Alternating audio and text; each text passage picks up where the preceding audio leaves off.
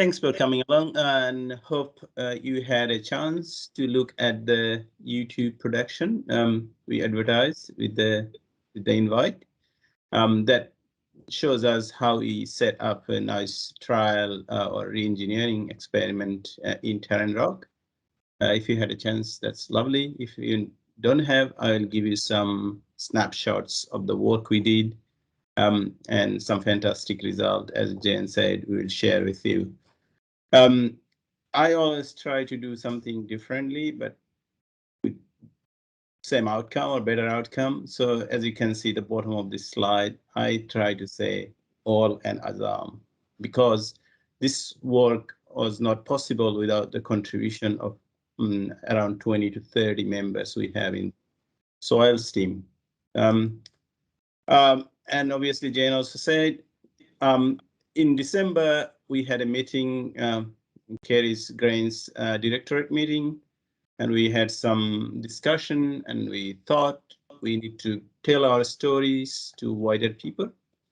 Not many people could come because of the COVID. That's fine. They can hear later in their leisure time if we load the recording.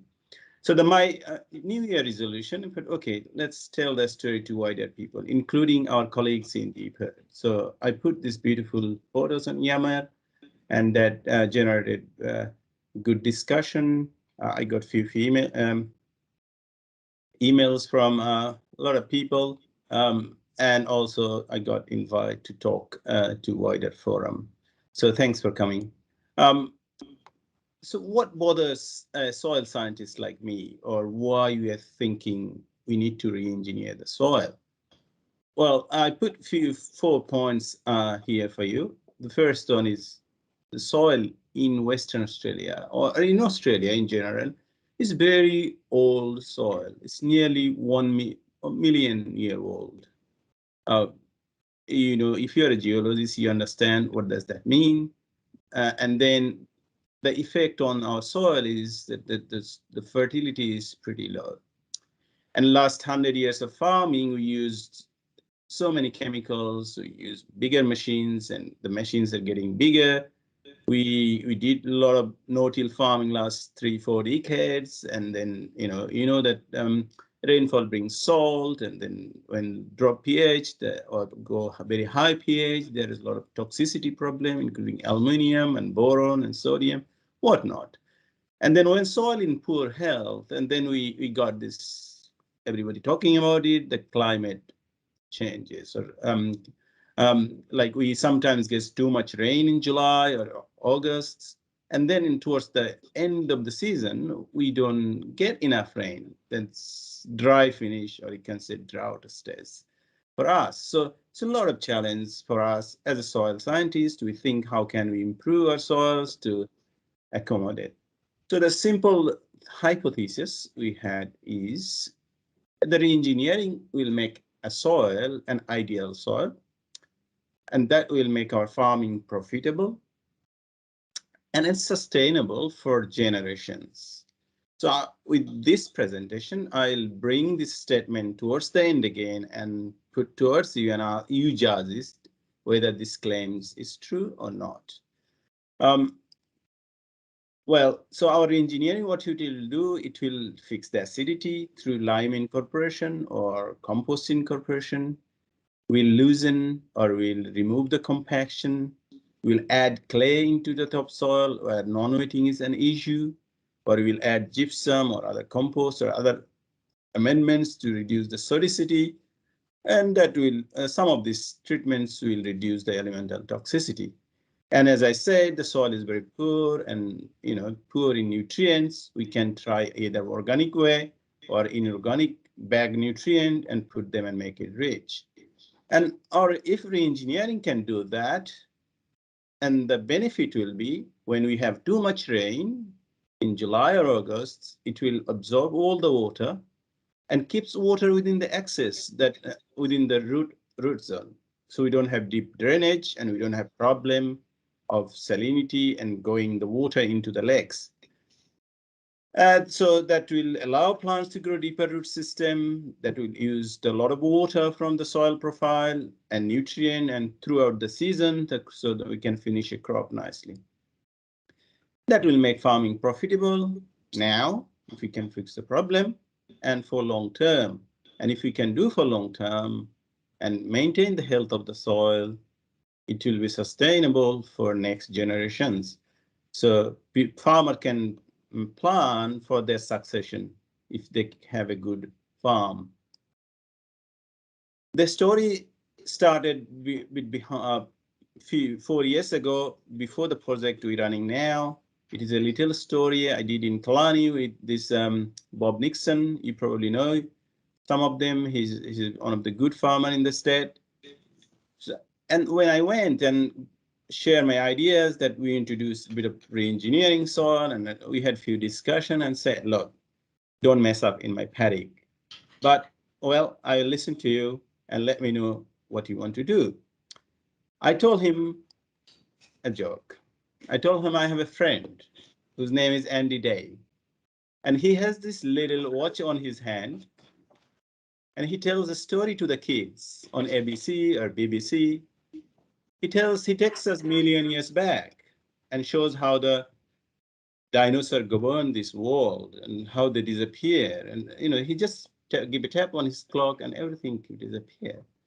So I got this screwdriver from Santa a few years back, and Santa told me, well, if you work hard, you need something like this. And it has some magic. When you get tired, you press this front bit and a bed will come out and you sleep in it, take a rest and work again. This is for hardworking people. So I told Bob, I have this screwdriver and I can fix your soil. Actually, that's a joke. The truth is, I asked him to, can you please bring your front end loader? And we'll take the soil layer by layer. We'll take the topsoil off and put it here. And then we'll take another 20 centimeters subsoil and put it there. And then we lay out some lime. And we'll have this little machine from the Bunnings. We incorporated that lime into 3 spots. That is our 3 plots, replicated plots. Then we bring back our next layer of subsoil and topsoil and put more lime in and incorporate and make different treatments and grow crops for the last 4 years. Last year, we saw a tweet from Bob. He said, we fixed his paddock or the patch we worked on. We made his acidic Wodjil soil into Wangan Hill champagne. So the farmer we work, we make him happy. Obviously, you need to make your wife happy as well to make your life happy. And we managed to do that. So what we actually did and what we improved there is in that Wodjil country, it had 2 problems. It had problem with the compaction that we measure in terms of penetrometer resistance on this x-axis you probably can see. And you can see a red line here. That is the critical value. If the penetrometer resistance higher than 2.5 megapascal, then it's a problem. So Bob's paddock had the penetrometer resistance like this. So below 10 top 10 centimeter soil, the penetrometer resistance was 4 or nearly 4 all the way.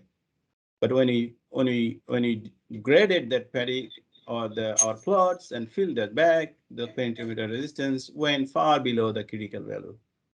So that's very well done.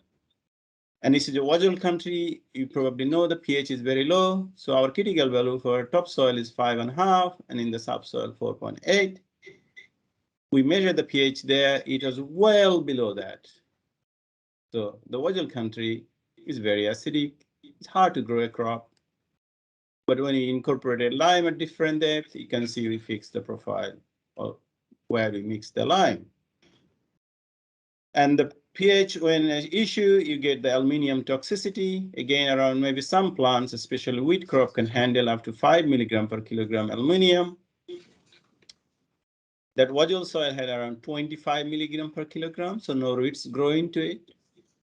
We fix the pH and we reduce the aluminum well below the critical level. So that's the improvement in soil. So when you improve the soil, our wheat plant we grew in 2018. In this case, I'm showing you 3 different treatments. This is our control. This is where we reduce the compaction only. This is where we reduce the compaction when we incorporate 6 tons of lime all the way to 45 centimeter depth. You can see this root system here. In the control, the root system was only around 25 centimeter deep, whereas in other re-engineered profile, our root system went to 60, 65 millimeter. But in 2020, we grew a barley crop, which is sensitive to acidity or aluminum toxicity, more sensitive. You can see just removing compaction didn't help barley crop. So it was like control. But where we improve the pH and reduce the aluminum toxicity, we have much deeper root system, even bigger than wheat root system. Last year, we grew a wheat crop. You probably know that it was a very good season with good rainfall at the beginning, but we could still see the similar result as we saw in 2018, even much better than 2018. So by improving root system, we grew a bigger crop, nearly 10 tons of extra shoot biomass every year, and 1.2 tons of root biomass every year. And you know how to produce, how we produce extra biomass. Plant do a lot of photosynthesis, a lot more, and use the carbon dioxide from the atmosphere. And then it has effect on our global warming and climate change and whatever the term you use for it. So once we improve the root system, you could see this is the orange color one is our control system. Oh, no, sorry, the dark brown one is our control profile. Where most of the season, even at the harvest time, you can see the profile is full of water. But in our re-engineered profile, the water dried down all the way. And similar result in 2020 at the harvest time and last year as well. But if last year you can see the difference was even bigger at deeper depth. So the 2 points to consider here is, number one, crop used more water from the re-engineered profile. True. Number two, we dried that profile further at deeper depth. So in the climate change situation, we get sometimes a summer storm with 30, 40, 50, 100 mil of rain. So our profile is now dry. If we get a storm 50 millimeter tomorrow, it has ability to take that water and store for the coming crop. So as we improve all the physical parameter, chemical parameter of the soil, improve the root system, that improve our yield. In 2018, we had 1.5 ton of yield, but we had 3.5 ton, up to 3.5 ton in our engineering treatments. 2020, it was a barley crop with a very dry finish. In the control plots, we had 1.1 ton of barley crop. We had 2.2 tons of barley crop in the re-engineered profile. Last year, we grew even a bigger crop, but unfortunately, there was like 70% frost damage. Some of you probably know it. But our engineer profile still grew the dark brown area. You can see still 0.5 ton more crop than the control. It could have been 4 ton last year. But on a nutshell, you can see 1.5 ton, that means extra 0.5 ton of wheat. If a farmer's paddock is severely damaged by frost, and if they get 0.5 ton extra wheat yield, that can be a decider of many people's future of farming. So the story grew bigger. We got a big investment from GRDC and Deepherd, $22 million to work with. With that, we are conducting a series of experiments in the glasshouse, in the field, that include re-engineering profile, that include high-value long-term soil emulsion trial. We are working with growers, and we're doing a lot of glasshouse and the laboratory experiment. The re-engineering profile experiment, we're going to do around 10 experiments that's well spread over the state. We are covering different kinds of soil, different types of soil. So we have the answer for every soil type, or every challenging soil type, rather. So last year, we set up 6 different experiments. leading three of us, including Wayne Parker and Glenn McDonald and myself. But today's story, well, and the contribution from our excellent team. And you could see we helped each other starting from the very beginning of the trial, designing, planning, and looking at the field and thinking. We had a great few machine operators, our team from Northam and everywhere else came down and helped us to do that. As you can see in this here, how difficult soil is. And we did not forget to celebrate when we finish setting up the experiment.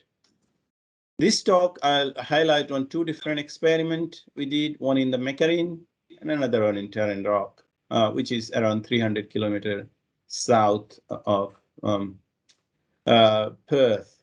And I want to special thanks to our Northern team to take most of the pain and processing all the sample before Christmas. So I have this data to present to you. A lot of casuals helped us this year, and obviously two growers, fantastic growers that helped us to carry out the experiment. So this is two different soil, and as you can see, two different soil type. In Mecaring, we had a duplex soil or a rather loam over medium clay that had non-weighting problem. Acidity is a big issue there. Compaction is also an issue. And in Tarin Rock, we not only have those issues, we also have sodicity problem. So we had a suite of treatments to fix that. So we actually used four different pathways or principles rather. The first one for us was to decompaction and deacidification. So this is the standard work we did in Kalannie. But for our pathway 2, we had the same, but we added some clay and some gypsum, so improved the weightability of the soil, and we improved the water holding capacity of the sandy layer, and we improved the soil structure.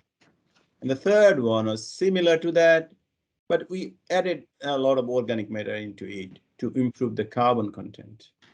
And then our fourth one, as we improved that comes with nutrient, so we had a matching inorganic nutrient treatment as well. So this is the four distinct pathways we use for engineering. And to give an example, how you improve the soil physical or compaction related things. So this is the soil bulk density, and on this x-axis, this red line is the ideal, which is around 1.35. In the reengineering profile, you can see the bulk density went farther, less than what is critical value. But in the control plot, you can see the bulk density was much, much higher than that, what is suitable. Once we did that, you could see that porosity of the soil improved. The porosity of an ideal soil is around 50%, but in our reengineered profile, our porosity was well above that. But in the control plot, you can see the porosity around 35%. So what does that mean is when you have heavy rainfall, this control plot will get filled quickly and the crop will suffer from poor aeration and waterlogging.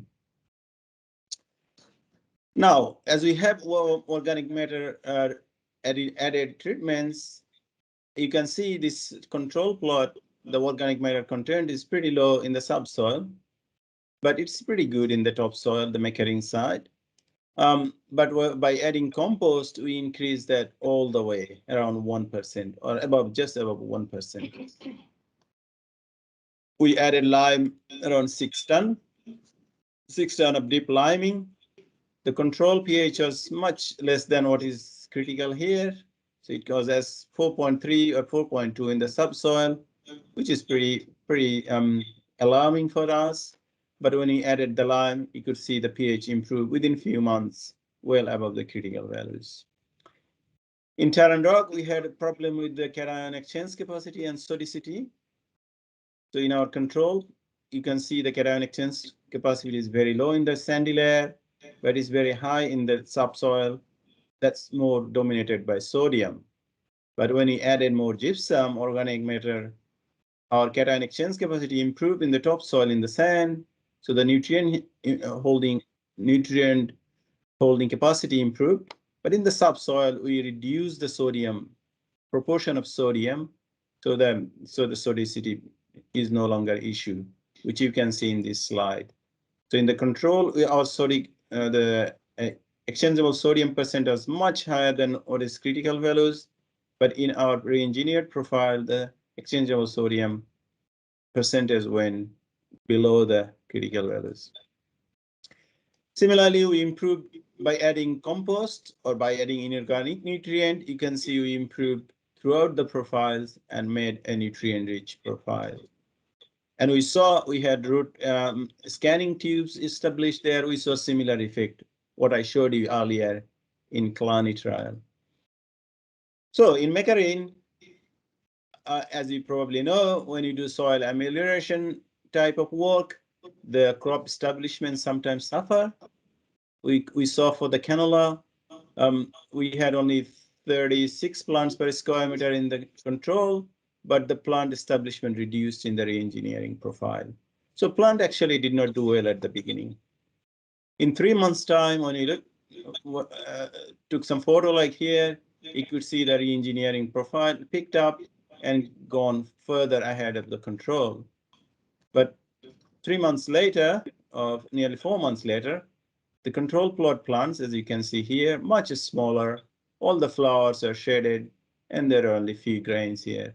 But in the re-engineered profile, plants like canola plants grew like reddish plant. The inflorescence was much longer, taller, and with more pods in it. That's the photo we took in October. As I posted on the EMR, you could see this is our trial site, which is around 1,000 square meter.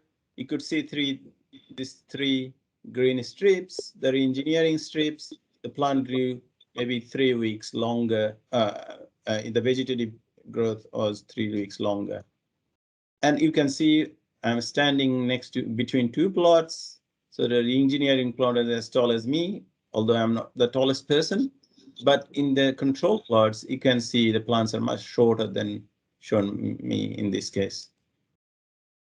In the barley crop in Tarin Rock, this was a posting from the host grower, Mark Pierce, in August, or actually in September.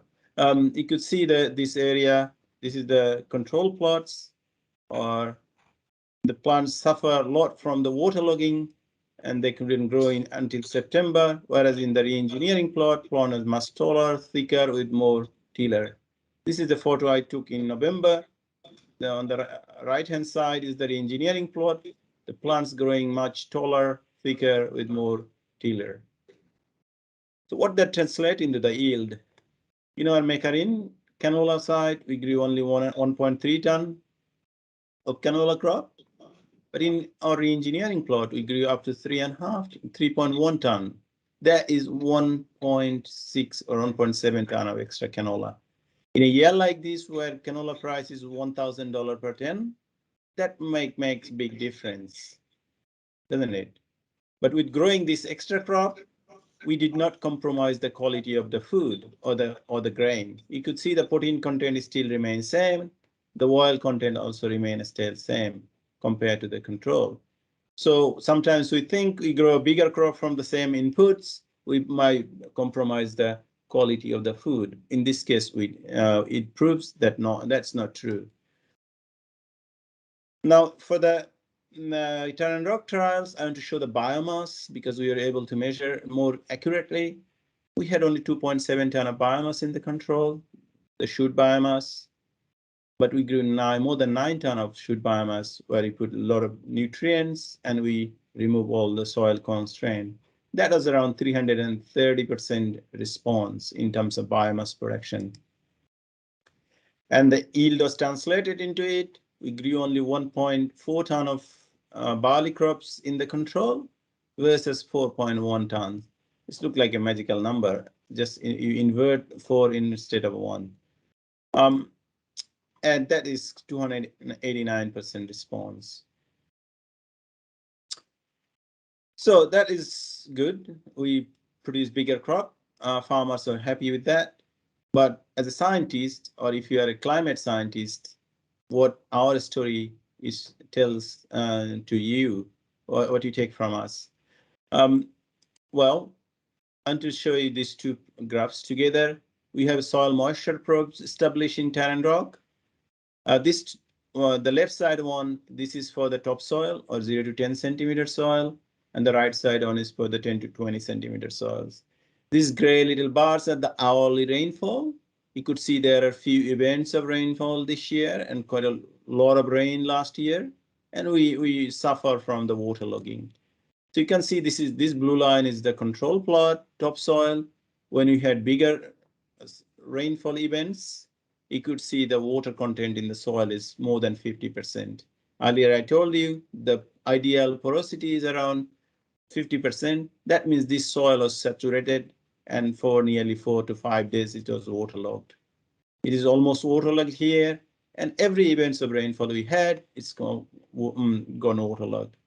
But in our re-engineered profile with this orange color line, you can see the water content was around between 20 to 30%. That means still we had 15 to 20% air available in the soil profile. If you look in the subsoil, similar, the blue line nearly to 50%. That means subsoil is almost saturated in the control. But in our re-engineered profile, we had around 40%. So at least 10% air was available. And that allowed the plant roots to grow and take the water and nutrient and grow a bigger crop. So we can handle or we can cure the waterlogging if we re-engineer the soil. This one I showed you earlier. Every year in Kalannie, we saw the re-engineering profile is much drier. That means our buckets are dry. And we are able, whenever we have a summer storm, it fills it up. So water doesn't drain through, and there is no problem further down the catchment where all the salt lakes are. So if we can re-engineer the soil, we can actually reduce the chances of increasing salinity to our catchment. The third thing I want to tell you here is, as I showed you earlier, we are growing bigger crop without compromising the quality of the canola crop. So that means the oil content didn't drop. In Tarin Rock, as you can see, also the protein content didn't drop, rather it increased where we put the inorganic nutrient by around 2%. So that is another good thing. And the third thing, and to see, last year was extremely frost affected in Kalannie. We expected to grow a 4-ton crop compared to a 2-ton crop. But because of the frost, we grew only 1.5 ton compared to 1 ton. That is 1 extra ton. And that can make our farming viable in frost situation. All was possible because we fixed the soil, we grew the deeper root system, and that through use of more carbon dioxide from the environment, the photosynthesis was stored in the shoot and grain and root system. So the take-home message for you is reengineering can make a soil an ideal. If we can do that, it will expand our farming land vertically. So you don't have to think to clear the lands anymore, and we don't have any more to expand. It will make our farming more profitable with the higher, bigger improvement in the yield, and probably sustainable for generations. So farming community stay there in the country and do farming rather than their kids run away and they need to sell their farms to the corporate and everybody else. So the next step for us we need to find technology that can bring us closer to this result. And over the last 18 months, I have been talking with many farmers and they are showing interests to build machine. And so we can achieve similar result or closer to that. And is this the way to become resilient to the climate change? I think so, but you can judge it by looking at this data. Thank you very much. A large team helping us through this, and all of you. There are not many because we got COVID here, but hopefully some people can watch this recording. Have you take questions and can send us email or send me email if you have any clarification or if you want to collaborate, if you have other project. Thanks for listening. Thank you.